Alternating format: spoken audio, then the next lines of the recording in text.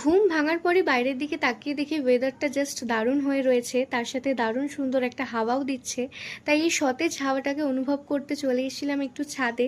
ছাদে এসে বেশ কিছুক্ষণ হাঁটাহাঁটি করার পরে চলে এসেছিলাম নিচে, কারণ আমাকে আবার কিছুক্ষণের মধ্যে খাওয়া দাওয়া করে রেডি হয়ে বেরোতেও হতো। তো এখন বেরিয়ে পড়েছি, চলে এসেছি স্টেশনে। আসার সাথে সাথে একটা ট্রেন চলে গেল, তাই আমাকে বেশ কিছুক্ষণ দাঁড়াতে হয়েছিল।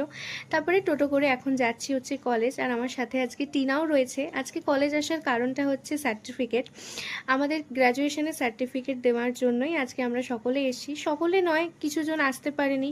আসার কথা তো সকলের একসাথেই ছিল, বাট অনেকেরই কাজের ব্যস্ততার জন্য, পড়াশোনার জন্য আসা হয়নি। তো পরের দিন যেহেতু রাখিও ছিল, তাই মাধু এখানে আমাকে রাখিও পরিয়ে দিয়েছিল।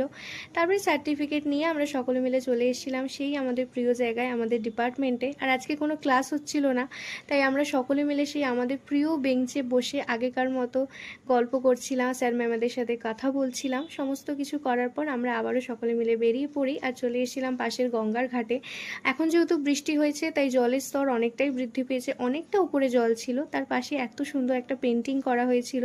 আর এই স্পেশালি ছোট্ট কিউটিটাকে দেখো কি মিষ্টি, তাই না? আর ফুল দেখলেই না আমার একটু মাথায় ঘষতে ইচ্ছা করে, তো সেটাই করছিলাম।